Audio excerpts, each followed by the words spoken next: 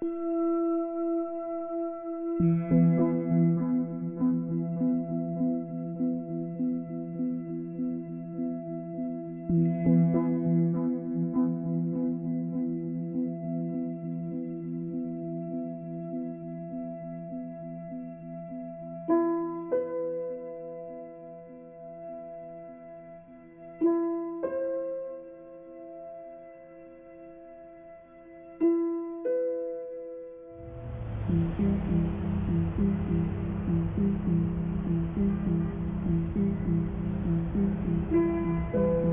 Da Vinci Code. It's been a bestseller for more than 2 years. It is fair to say the novel presents an unorthodox version of church history, but just how far does the author Dan Brown go? The book supposes that Mary Magdalene was the lover, if not wife, of Jesus Christ, and that the two had a child who then became part of the bloodline of the kings of France. When the author of the best-selling novel, The Da Vinci Code, said that he hoped it would serve as a catalyst for discussing about faith, religion, and history, he may not have had in mind the attack on his work by one of Italy's leading cardinals, Tarcisio Bertone from Genoa. The Da Vinci Code is a farce. I mean, you would learn more about genuine history and theology by watching Monty Python and the Holy Grail. What has attracted readers to the Da Vinci Code is its central theme, which Dan Brown claims is a fact, that a mysterious European society known as the Priory of Sion has for centuries guarded a momentous secret, that Jesus Christ married Mary Magdalene and their descendants are living in France. It's not surprising this has incurred the wrath of many Christians, including the Vatican, while others have wondered if there might not be some truth to all of this.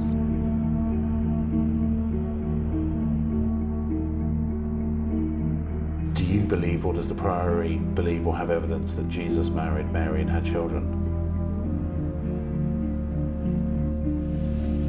Yes. Yes, is the simple answer to that. Is there a bloodline of Jesus and Mary? There is a bloodline of Jesus and Mary, yes. There is.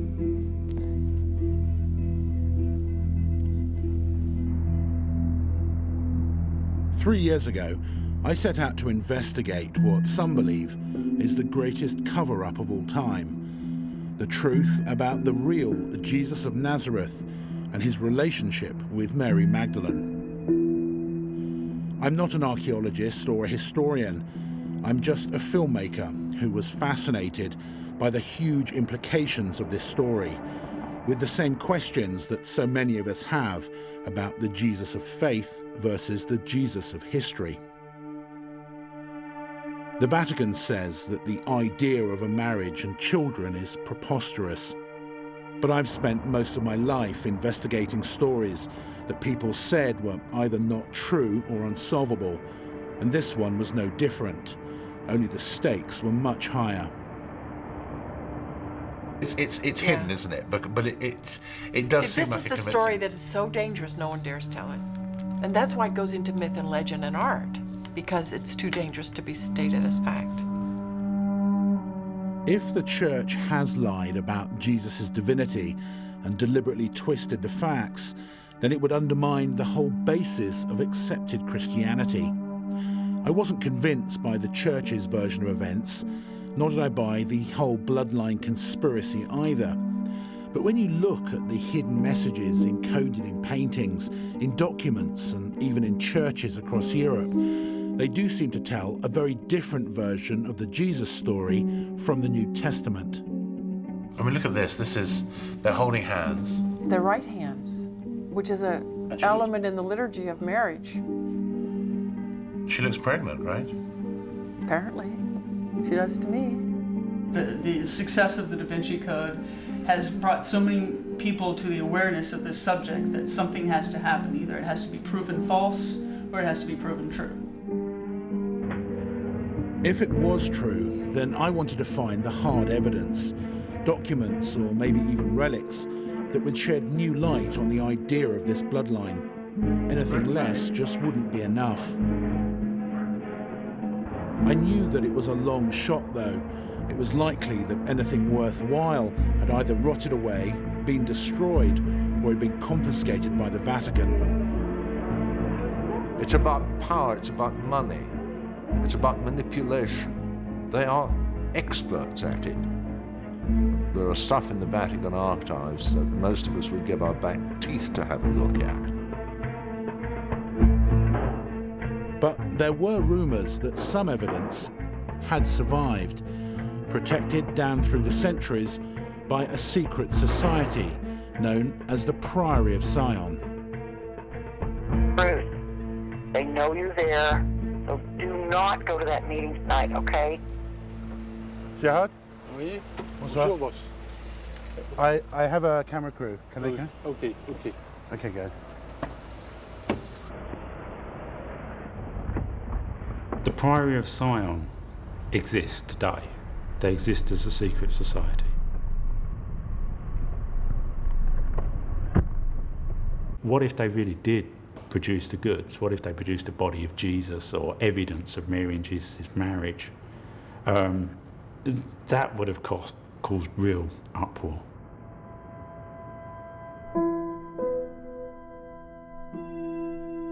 Back in 1979, the Priory's Grand Master, Pierre Plantard de Saint Clair, claimed that the early Merovingian kings of France had married the descendants of Jesus and Mary Magdalene, creating a sang royal, a royal bloodline, the true Holy Grail. This led to the bestseller Holy Blood, Holy Grail, which first brought these ideas to the world and which later inspired Dan Brown's Da Vinci Code.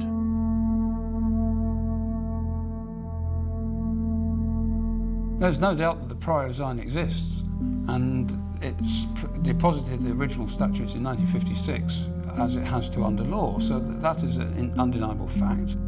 And they have a story to tell, and it's not so much whether they exist, it's whether the story they have to tell is a valid story, or whether that is their confection. Do you have an answer to that? Well, through my researches, I have mixed feelings, because on one hand there's a huge amount of mythology and symbolism and playing with words and playing with ideas. On the other hand, there seems to be like a blueprint that holds it together, that however much you analyse it and try to debunk individual pieces, you still come back to a coherent whole. Plantard's checkered past had led most people to dismiss the entire affair as his personal fantasy, but I wasn't so sure. If his mission had been to get this idea of the bloodline out into public consciousness, then with a little help from Dan Brown, I think he succeeded beyond his wildest dreams. I think the real threat of the bloodline for the Church is how a marriage and children undermines Jesus' divinity and 2,000 years of Christian doctrine.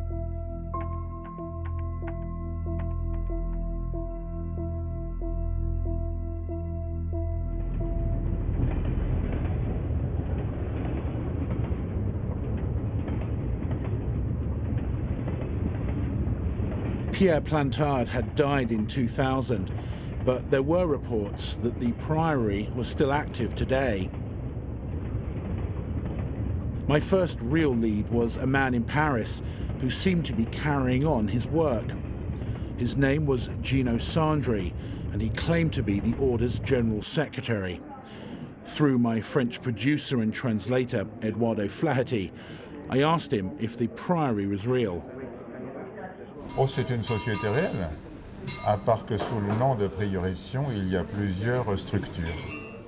Et lorsqu'en 1956, il a été décidé de rendre une association publique, c'est un message qui était envoyé dans certains publics. Vous avez certaines choses. But you will say you have certain things. Nous savons que vous avez telle chose. We know you have these things. Et nous avons telle chose. And we have certain things. Documents? Documents? Entre autres, ouais. Among other things. What are the secrets they're guarding? C'est quel genre de secret qu'ils gardent? Oh là, je ne peux pas m'étendre là-dessus. Je ne peux pas... C'est un sujet dangereux. It's a dangerous subject. Il y a deux organisations, le prieuré de Sion et l'Église catholique, l'Opus Dei.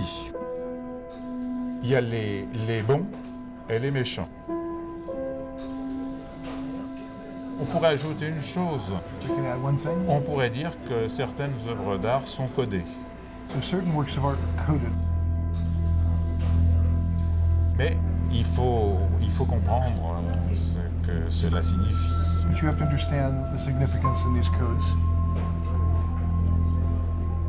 Gino Sandri became the Priory spokesman in the mid-80s and seems to be carrying the flame of the Priory to this current time. And he has put out various press releases on behalf of the Priory, and one assumes from what he says that it's still in operation. Dans ce que j'ai essayé en répondant à vos questions, ce n'est pas de donner la vérité, mais de fournir les éléments pouvant permettre d'approcher la vérité. That would give you parameters from which you can start looking for the truth. Do you feel we're on the right track? Est-ce que nous sommes dans le bon chemin? Ah oui. Oui.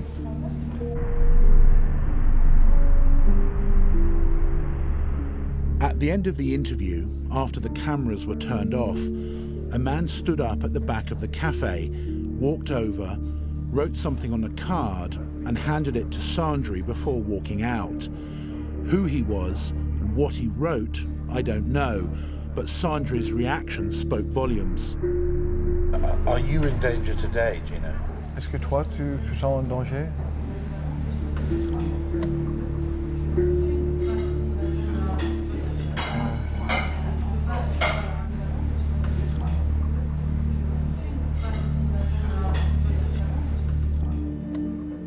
Sandri said that one of the coded works of art that he'd referred to was The Shepherds of Arcadia by Nicolas Poussin, a 17th century French artist who was rumoured to have been a member of the Priory of Sion. It depicts a group of shepherds studying a stone tomb out in a field. One of them is pointing to a Latin inscription in the stone, Et in Arcadia ego. It is an anagram, again in Latin, and if I consult my notebook, when you transpose the letters, you get et ago in arca Dei, and I act in the name of the Ark of God. Is there a game being played here? Oh, almost certainly there's a game being played here, and it's a game that would appeal very much to the author of Da Vinci Code, Dan Brown, who loves solving puzzles. But who's playing the game? What's the point? Tim told me that the bloodline does exist, and that he's actually met some of its members. I spent some 8 or 9 years investigating this story and seeing how I could substantiate it. And the conclusion we came to is, while it cannot be actively proved that their claim to descent from Jerusalem is absolutely certain, what can be seen by evidence amassed over nearly 8 centuries of records is that these people had preserved a story that said Jesus did not come to die on the cross to redeem us from sin, but to reveal a spiritual pathway of initiation leading to sacred knowledge or gnosis. This is a tradition which has been well accepted in France for many, many centuries.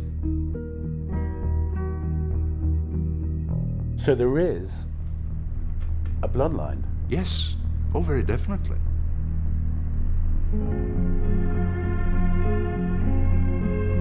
If you think of the bloodline coming from Jesus, the Catholic Church literally went and tried to stamp out everyone who was of that bloodline and everyone who knew them and knew who they were, and they thought that they could get rid of it that way. They purposely tried to keep people from gaining this knowledge of alternate versions of Jesus' life. I went to the archives in Paris to see what else I could find on the Priory of Sion. On its microfilm records, I came across a document called Le Serpent Rouge, the Red Serpent. I was told that it could be a coded reference to the bloodline snaking its way down through history. There were references to the queen of a lost kingdom buried underground in a new Temple of Solomon, who was called Magdalene. It seemed to be referring to the tomb of Mary Magdalene. And in a bizarre and sinister twist, the three men shown as the authors of the document were all found dead within 24 hours of each other, just a few weeks after it appeared in the library. Were they killed for revealing secrets? And if so, who by?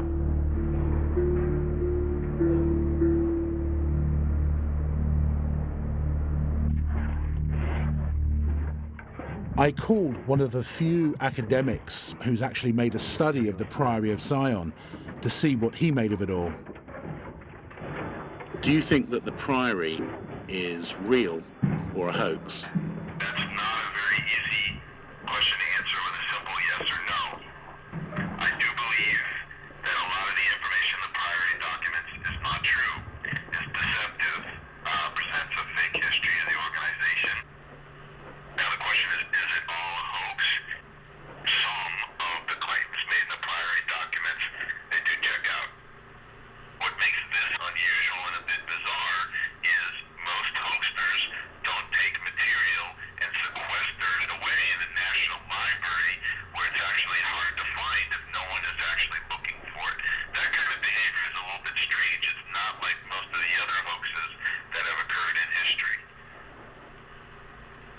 What do you make of the so-called bloodline theory that seems to be interwoven with the whole Priory mythology?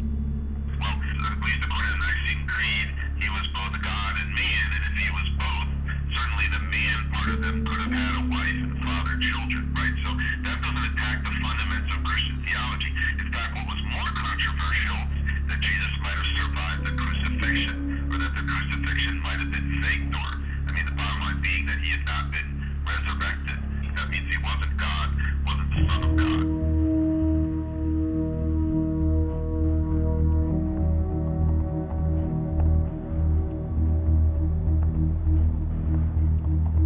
Robert Howells is a research and data expert who specializes in investigating the covert world of Freemasons and secret societies, including the Priory of Sion.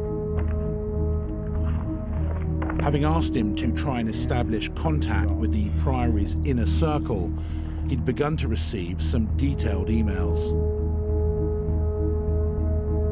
Why do you think the Priory are talking to us? What they appear to be doing is setting the ground for the general public. It's as if they're putting ideas out into consciousness, into public awareness, at a slow rate of acceptance. Because if, say 30 years ago, for example, you produced the body of Jesus, it would cause huge upheavals, and it would cause a lot of people distress, deep distress, that's unnecessary.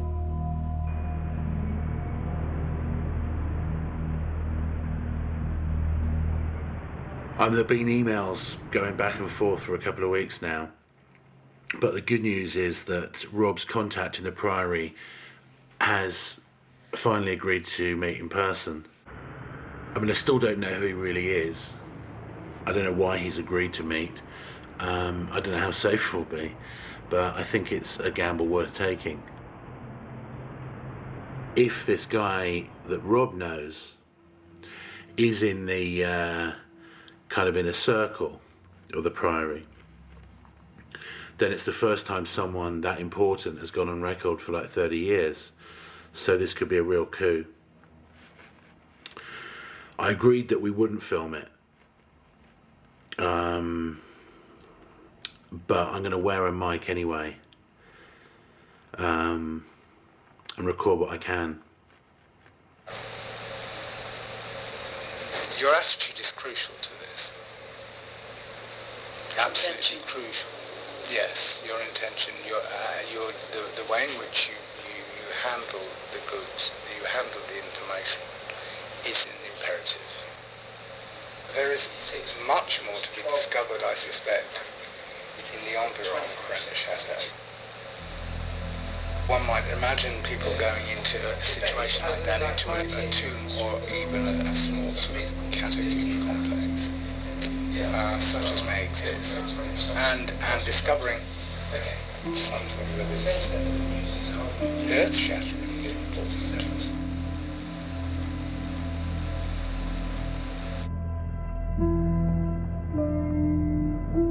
The village of Rene le Chateau was an interesting reference because parchments that were said to reveal incontrovertible evidence of this bloodline were reportedly discovered there at the end of the 19th century. But according to accounts from the time, the Vatican moved very quickly to suppress the discovery, paying off the priest who'd found them, and they were never seen again. The priest's name would be familiar to any reader of the Da Vinci Code. It was Bérenger Saunière.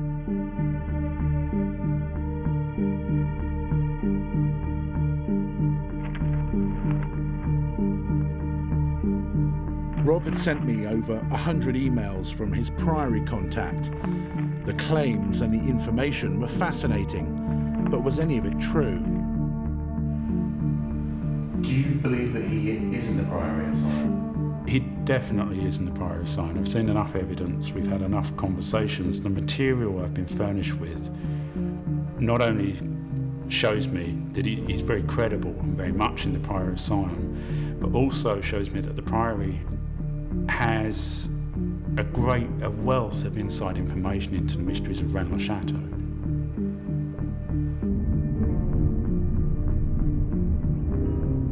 Even though Rob was convinced that he was the real deal, I wasn't so sure. How did I know that this guy wasn't just making all this stuff up? I thought one way was to put him on camera, put him under the lights and see how he'd react and what he'd say. So after weeks of negotiations about where and when, Rob arranged for a meeting.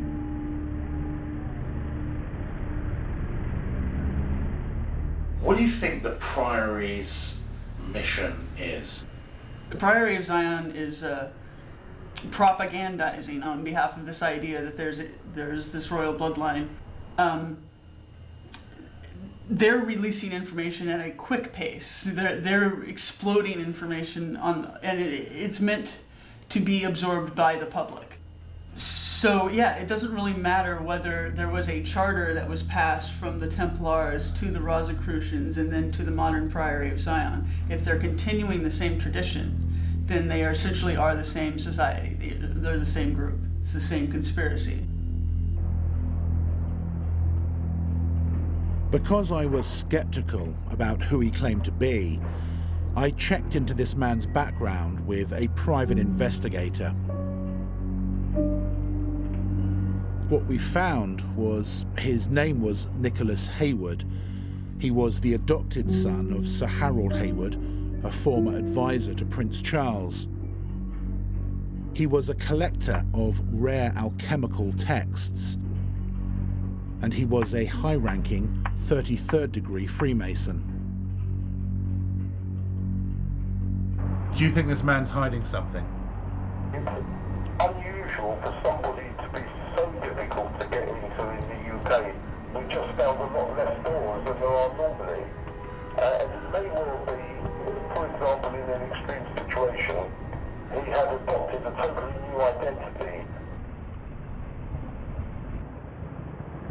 Are you a member of the Priory of Zion? I have friends in the Priory of Zion. I speak on their behalf. Zion is not really a secret organisation. Zion just does not choose to operate and cannot really operate in the light. There is a lot to fear in some respects. We do not seek publicity, but we delight on occasion when the right people come along with the right mindset and intention. And that is why I am here. Do you believe, or does the Priory believe or have evidence that Jesus married Mary and had children?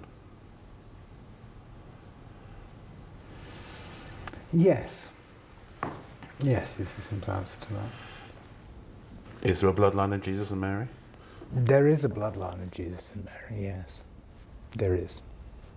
Do you have evidence within the Priory? Is there evidence? There is evidence. Beyond what's in the Bible, beyond the Talmud, question. and there exists evidence beyond question, but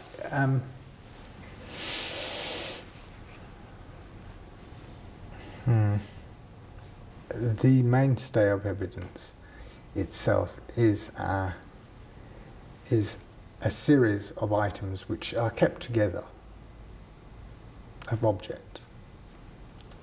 I will not go any further than and explain what those objects are. They are unquestionable. Are they in the possession of the Priory? Their whereabouts is in the possession of the Priory. Did Mary Magdalene come to France?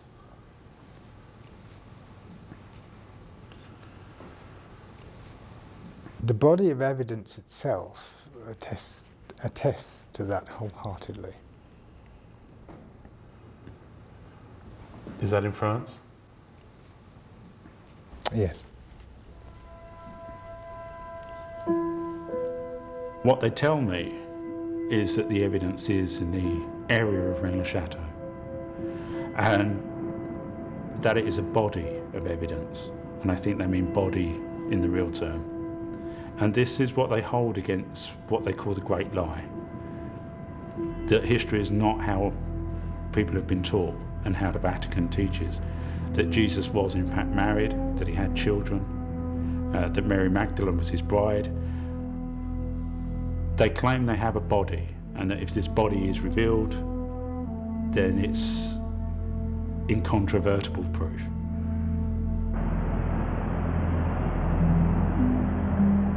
To replay this message, press 1. Hey Bruce, it's me. Hey, listen, we had your cell phone checked, and they're pretty sure, the guys here are pretty sure that there's some sort of a bug on it.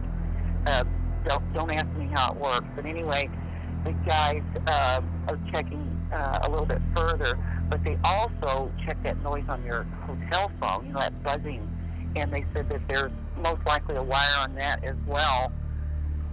Be careful and watch it, and call me when you can.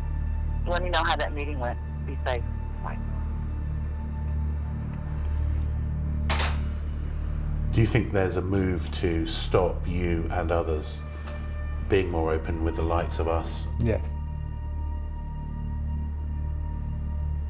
Some are happy, some are not. And would they do you think people will be prepared to take the ultimate step to stop that happening?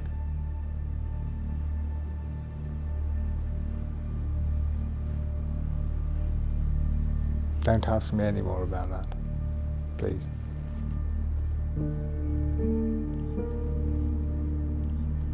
There do appear to have been 3 deaths in the last year of members of Sion, all of which were suspicious, and all of in an identical manner. Which is? Cerebral hemorrhage or stroke.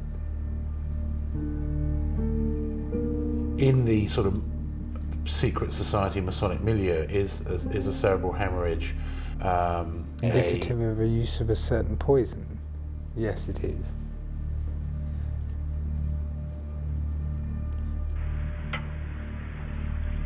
It's like 2 a.m. and I just got a call that a man we were going to meet, Lord Lichfield, died last night at a party. Apparently he died of a cerebral hemorrhage, and he was going to show us some papers he had connected to the Priory and this whole mystery. So I don't know if he was in the Priory, but I do know that apparently he did have a copy of The Shepherds of Arcadia in his private study, which is the painting that Gino Sandri said was one of the coded works of art for this whole mystery. So maybe that's just a coincidence. And maybe it's a coincidence that he died of a cerebral hemorrhage. And maybe it's a coincidence that he died just a few days before we were going to meet him and talk to him about the bloodline.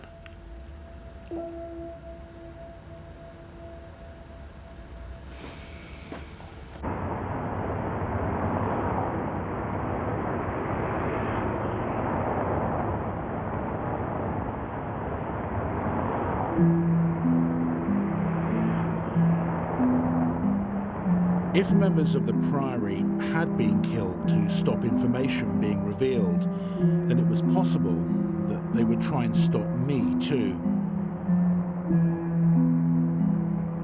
I contacted a member of an important Masonic lodge in Paris to find out what he knew about the Priory and the bloodline. He agreed to talk to me as long as we didn't reveal his identity.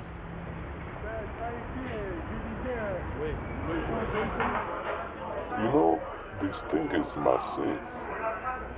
There's a whole network of Masonic lodges with links to the Vatican, to the CIA. It's incredible. You have no idea. These are very serious people, Bruce.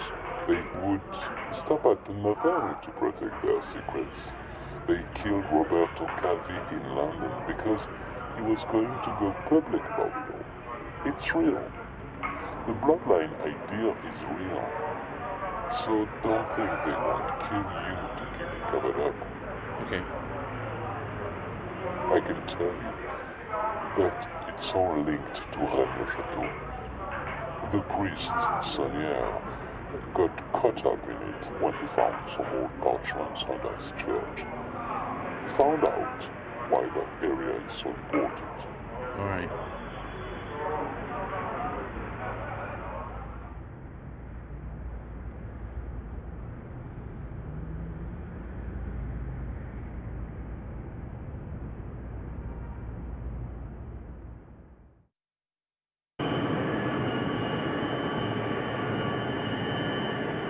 There's definitely something vastly important buried in the region of Rene le Chateau. It has to be religious. It wouldn't have attracted or attained the status it has unless it was heretical and religious. The most likely thing to be down there, and the most shocking thing to be down there, would be the body of Jesus.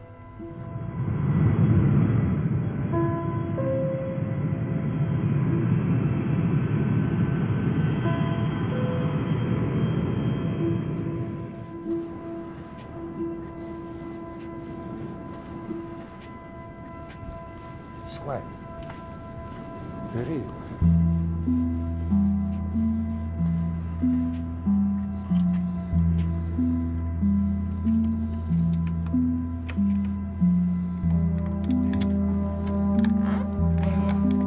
What exactly the priest discovered under his church at the end of the 19th century is one of the great mysteries of southwest France. Ah, j'ai compris.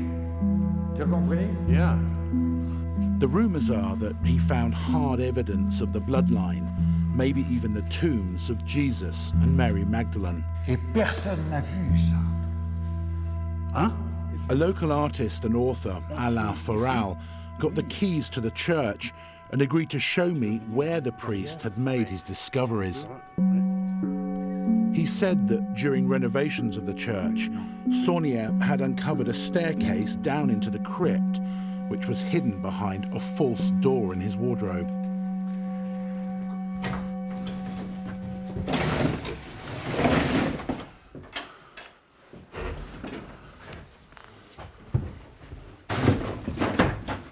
Yes. Before, never. Never? No. Il a fermé la porte de la crypte. He closed the entrance, the door to the crypt. Yes.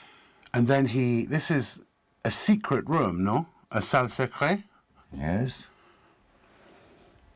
And now, I go, Seigneur. Oui. Nobody has seen it.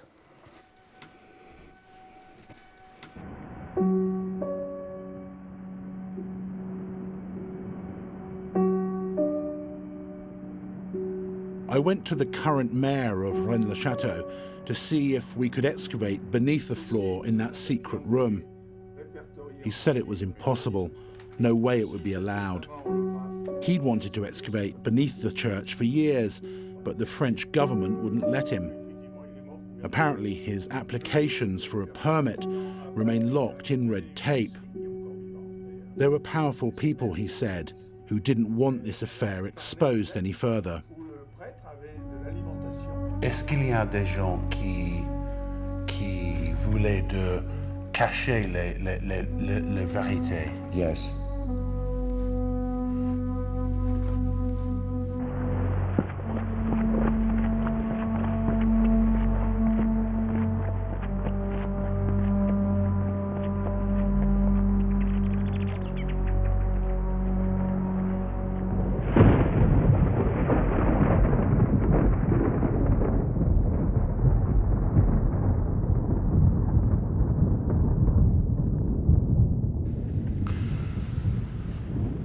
Well, I think the priest definitely discovered a tomb or tombs, either under the church or there was an entrance under the church which led to another site. I'm so confident because we've been approached by a number of locals from Rene le Chateau, very quietly, who've actually showed us gifts that Saunière gave their parents and grandparents. We've seen jewelry, we've seen coins, and in one case I've actually seen a solid silver 13th century chalice, still in the same leather box with a little handwritten note from Saunière. So these are substantial, valuable items for a little country priest to have. So yes, he found a treasure, which he probably found in a tomb. The big question is, what else? When the book Holy Blood, Holy Grail came out in 1982, the three authors received a letter from a reverend in England who basically said, yes, there's a treasure at Rene le Chateau, but no, it isn't just chalices and coins and baubles.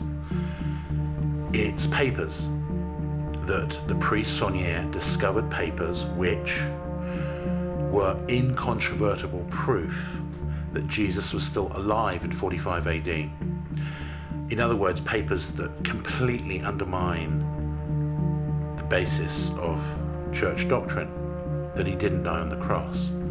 Therefore, he wasn't resurrected. Therefore, he isn't divine. This reverend said he got this knowledge from a priest who had actually touched and translated these parchments at the Church of Saint-Sulpice in Paris. Apparently, they then went into the hands of the Vatican and they've never been seen since. Now, it's possible that Saunière left a clue about the contents of these parchments in his church, because Station 14 traditionally depicts the body of the crucified Jesus being carried into his tombs by his disciples. But in the church at Rene le Chateau, someone's painted in a moon to the top left corner of the scene, which sets it at night. And of course, it's against Jewish law to touch a dead body at night. And you could interpret it as they're not touching a dead body because he was still alive. In isolation, it's a fascinating hypothesis.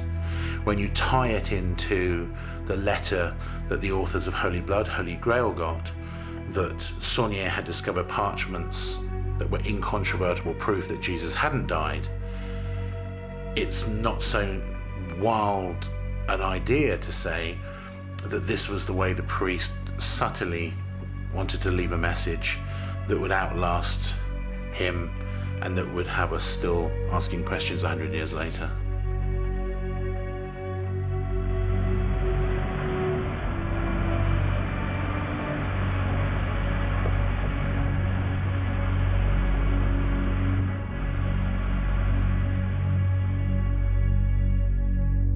Ça va?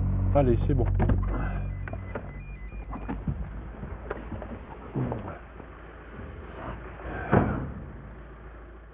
I was contacted by a local man who'd heard about my investigation, who said he'd actually got hold of some of the parchments that the priest had found under the church. I knew this could be a scam, but I was curious to see what he had, so I agreed to meet him. Ça c'est quoi exactement? Ce sont des parchemins de l'affaire de Rene le Chateau qui ont été, au fil des siècles, préservés par les curés pour transmettre un grand secret. Je dis le grand secret parce que c'est le secret de la région, le secret des Cathares, le secret de l'Église aussi. According to these parchments, the secret was that Jesus Christ had not died on the cross, but was smuggled out of Jerusalem to southern France, along with Mary Magdalene and their children. On the face of it, they were just Latin passages from the Bible. But he said that when you use this small cipher to decode them, a new secret text appeared. Are you convinced this is authentic? Tu es convaincu que ça c'est authentique?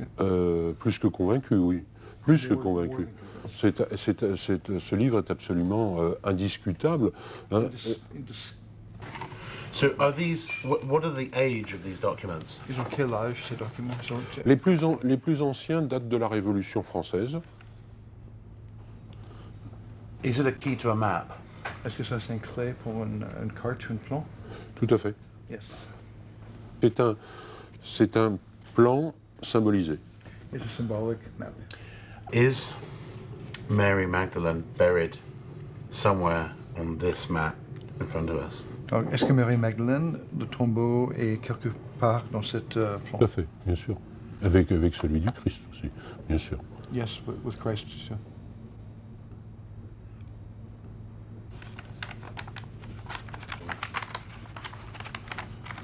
What does he know? What form the bodies are in? Are they embalmed or skeletons or? Est-ce que les corps maintenant sont ils sont dégradés, ils sont embalmés, ils sont. Si j'en crois, c'est volontaire. Hein, si j'en crois ce que disent les prêtres, hein, le corps est encore en état de momification.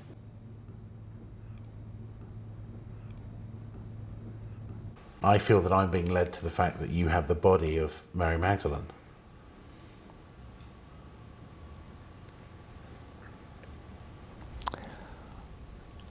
What can I say about that? I mean, that's what you feel. Hypothetically, if you did, would it be a wild notion that it could be an embalmed body, or that it would just be a skeleton? It would be embalmed.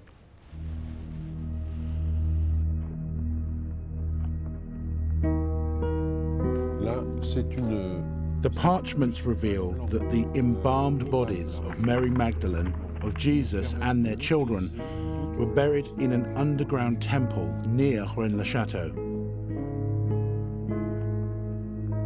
Donc, ce qu'on peut trouver dans le temple à l'heure actuelle, on a reconstitué l'équivalent d'un temple de Salomon. So what's in the temple is a reconstitution of the Temple of Solomon. When was it built? C'était construit quand? 5e siècle environ, la base, 5e siècle environ avant Jésus-Christ. Ah, 5e siècle avant Jésus, the 5th century before Jesus.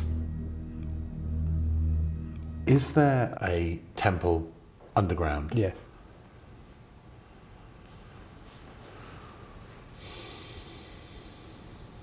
It has one open entrance at this point in time. One of 12.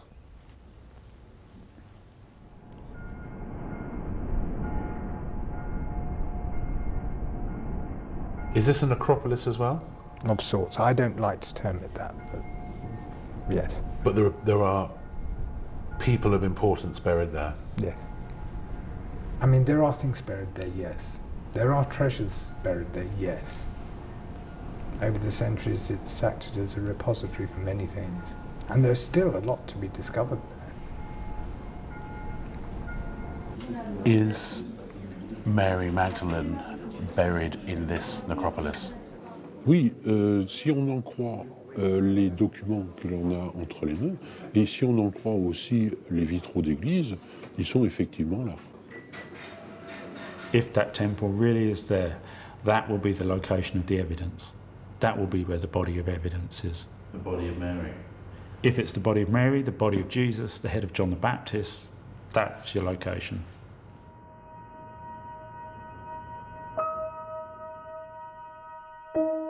The Priory say that there was a robbery at one of their addresses in Paris a few years ago, and I think it's possible that that's where this guy got these parchments.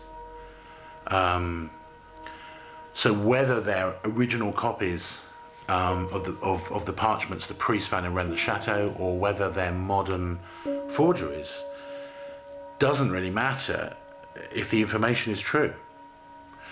But is it? Did Mary and Jesus come to France with their children, and are they buried here now? Certainly, there's a hugely strong belief locally that that's the case, and that there's something sacred about the area around Rene le Chateau. But no one's ever found anything. Historically, it stands up because there was a thriving Jewish community in this area of southwest France. So if you were looking to flee from Jerusalem, it is possible that Mary, with or without her children, maybe with Jesus or his body, did come here to France and settle. Which means they're buried here somewhere. But where? My producer in Los Angeles has found a lead that might be interesting. It's a website called The Tomb Man, and he claims to have found a Knights Templar tomb near Rene le Chateau, which is connected to the whole Saunière mystery. You can see photos of the tomb on the website, and there's what appears to be a body under a shroud with a red Templar cross on it, and there are chests and other items in the tomb. I think it looks, like a film set. I think it looks too good to be true. I'm very skeptical, but it is worth checking out. And Rene's arranged a meeting for tomorrow evening in the next door village. So we'll see what Mr. Two Man has.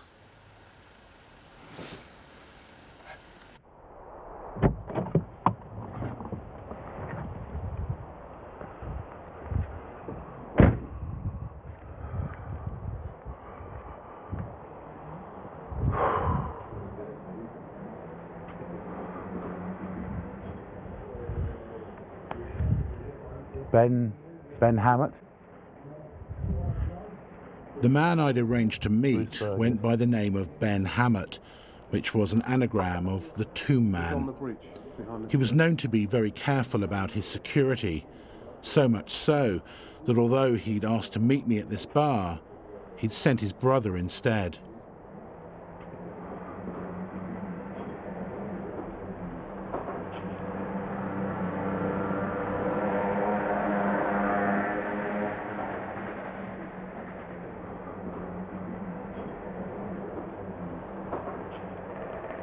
That is very bloody weird.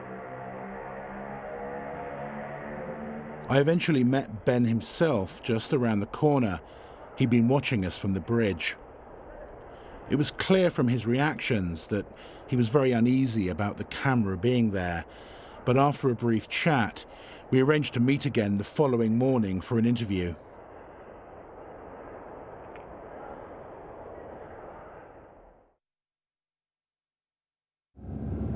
He said he has a cameraman. Hold on.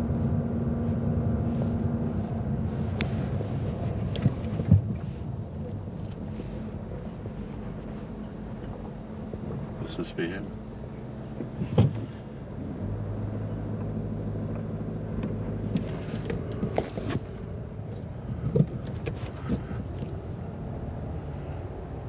I wonder if he's asleep, isn't he?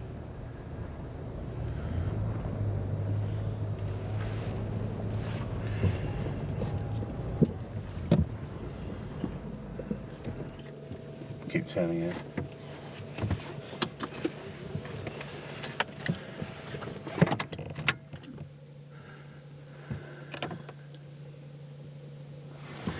I guess I'll just go knock on the door.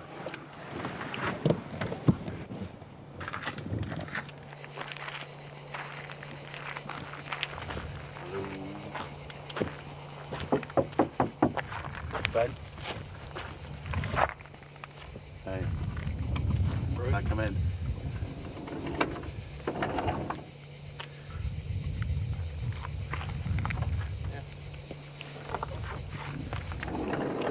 I've got a camera. Okay, yeah. So this is home. Home sweet home. He told me that he'd first come down to the area with his brother in 1999 to look for treasure after seeing a documentary on Rene le Chateau on the BBC. He said that they spent day after day in the church looking for hidden clues and messages in the statues and murals, trying to unlock what they believed was a coded map. 1.82 metres. Eventually, after a lot of trial and error, they discovered 4 separate landmarks nearby that were all depicted in the church and which lined up exactly with a cave on a local mountain. What up there? There was a passage towards the back of the cave. You go have a look. Yeah, mate, you take the camera, you might get it on film. We thought we'd explore it, but it was full of spiders, lots of spiders. So I had an idea of pushing the video camera in with a stick so that we could see around the corner, you know, put it on record, see around the corner, pull it back, and if anything was there, then it would be worth venturing forth, it worth the risk, you know. And no sooner as I put it on record, pushed it forward and it had disappeared, and consequently it had fallen down this hole, and I found the first glimpse of a tomb. After a while you could see, I shot him a torch down trying to see it. And he gave it some light. Yeah. What do you think's in there? What do you think of who that is or what it is? I don't know. I mean, it looks like a Templar burial, but obviously you won't know till we get in there. But it's real. But it's real, yeah. With no way into the tomb and worried about disclosing its whereabouts to anyone, Ben sat on his discovery for several years before returning to Rene le Chateau.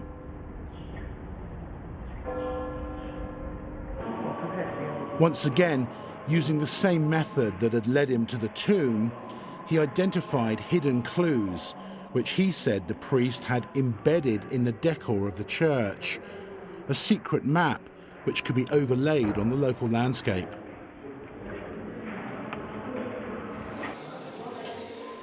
On the edge of this one,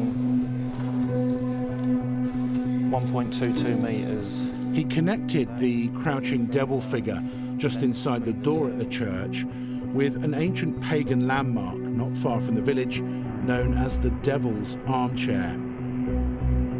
Ben said that if you imagine the devil seated in this chair, his gaze falls on a specific spot of ground a few feet away. I dug and eventually found the first bottle, and inside was this. Is that Sonia's signature? Yeah. It was rolled up? Yeah, it was rolled up, and this is what we could see through the glass, this bit here. And what's on the other side? It looks like a map. Yeah, this... What do you make of it? It took a while to decipher, but what was interesting on this, we have this three-part key design, and deciphered, it reads, "Begin at the beginning, not the church. Yes, Mary Magdalene, begin or start." Begin, beginning, and Magdalene. These cryptic clues led Ben and his team to a real place not far from the village, a sacred spring called the Source of the Magdalene. And using measurements hidden in the text of the clue, they were led to an exact spot where he found a large stone engraved with the initials of the priest, Bérenger Saunière. Yeah, got a bee. Got a bee. We'll hold the water still and then... What is that? Well, they're close, maybe not. That is a definite... That is a B. That shows up well, doesn't it? Yeah. So we followed this arrow, done a line of sight, much like we did the first one, and all along that line of sight we checked all crevices, any likely hiding places, and that's eventually, after a bit of searching, we found this grotto-like cave entrance. We dug, cleared the leaves away, dug down and found a bottle. And don't pull it out. Yeah, I want my camera ready to get pictures of you, Ben. Here we have. The bottle is a lot larger. Okay. I'm not going to move it. I'm just trying to see how far.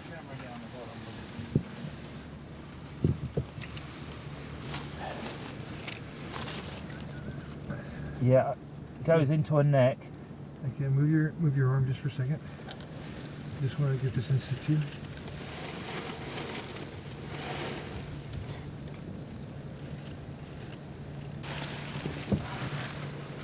Keep it upright just in case there's any water in it, and if there is, it would run down to the bottom. Yeah, it's been sealed with red wax. Go part 3. Oh, I've tilted the bottle. He's got his signature on there again. It looks...